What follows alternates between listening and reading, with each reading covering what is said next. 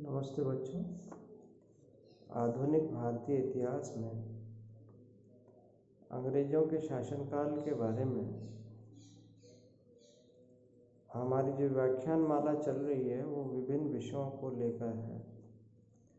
आज इसी कड़ी में मैं अंग्रेजों की सामाजिक नीतियों के बारे में अपनी बात कहने जा रहा हूँ कि सामाजिक दृष्टिकोण से उनके द्वारा कौन सी नीतियों का अनुसरण किया गया। सर्वप्रथम अंग्रेजों ने जो समाज सुधार के दृष्टिकोण से बालिकाओं को जन्मते ही हत्या करने की जो कुप्रथा थी उस पर बालिका वध अधिनियम पारित किया 1802 में, और इस नियम के अनुसार जन्मती हुई बच्ची को जन्म के साथ ही बच्ची का जो जिस प्रकार से उसकी हत्या कर दी जाती थी उस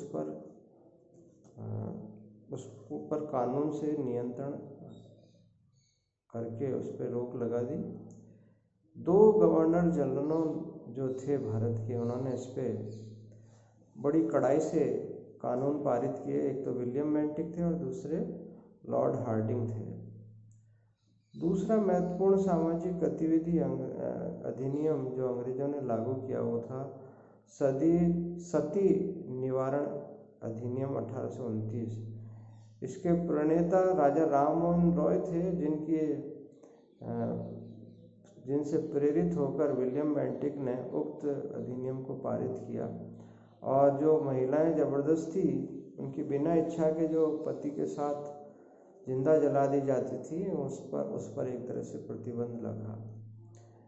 तीसरा जो महत्वपूर्ण सामाजिक अधिनियम अंग्रेजों ने पारित किया वो था कि 1833 में ब्रिटिश पार्लियामेंट ने गुलाम प्रथा को ब्रिटेन में बंद कर दिया था। उसी के अंतर्गत उसी अधिनियम के तहत 1843 में तत्कालीन गवर्नर जनरल लॉर्ड एलिनबरो ने भारत में भी गुलाम प्रथा को पूर्णतः निषेध कर दिया। यानी कि जो आदमी को गुलाम बनाने की प्रथा थी उस पर पूर्णतः पाबंदी लगा दी गई।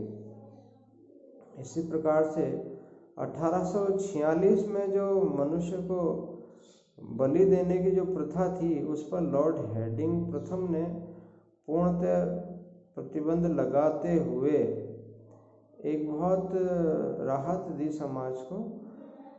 मानव बलिदान की यह कुप्रथा उड़ीसा के कोंड जनजाति के लोगों द्वारा की जाती थी। इसे मारिया प्रथा कहा जाता था। 1856 में लॉर्ड डलहौजी ने छुआछूत निवारण अधिनियम पारित किया, जिसके अनुसार किसी भी प्रकार से कोई भी व्यक्ति किसी भी व्यक्ति से छुआछूत का यदि भेदभाव करता था तो उस पर कानूनन कार्रवाई करने का अधिकार उस व्यक्ति को मिल गया था।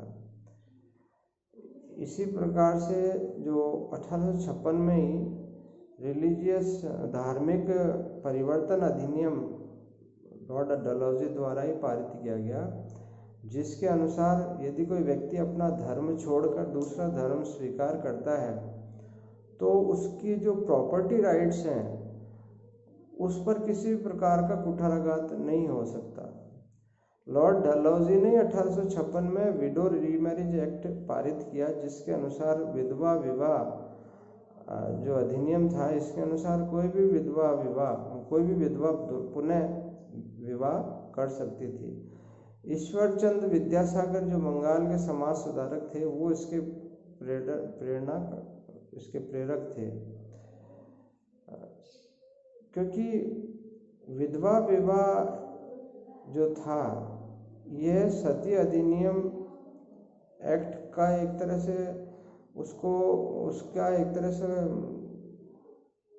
उसको जस्टिफाई करने के हिसाब से ये अधिनियम अत्यंत आवश्यक था क्योंकि छोटी उम्र में यदि कोई महिला विधवा हो जाती थी तो उसका बेचारी का जीवन बड़ा वैसा निकलता था। तो इस 1856 के इस रीमैरिज एक्ट में उसको एक तरह से राहत मिल गई।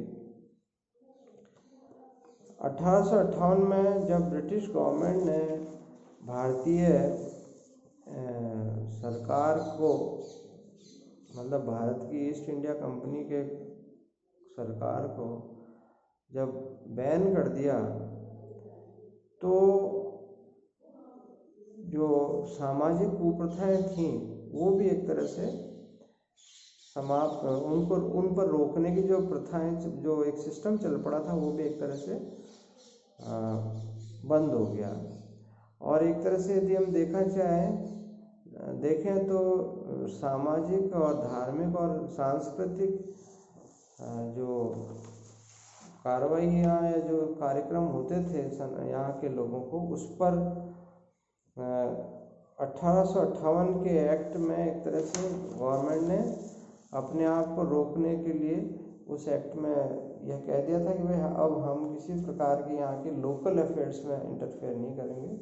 और 1858 में जो ब्रिटिश गवर्नमेंट का डायरेक्ट शासन, कानून या नियम या उनका शासन चला, उसकी परिणति यह रही कि उसके बाद अंग्रेजों ने जो सामाजिक जो सुधार नीतियाँ जो उन्होंने बनाई थी उस पर एक तरह से काफ़ी हद तक उन्होंने एक तरह से उसको रोक दिया था। आज बस इतना ही। कल हम फिर कोई नया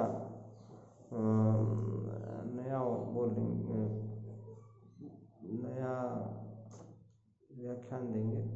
धन्यवाद।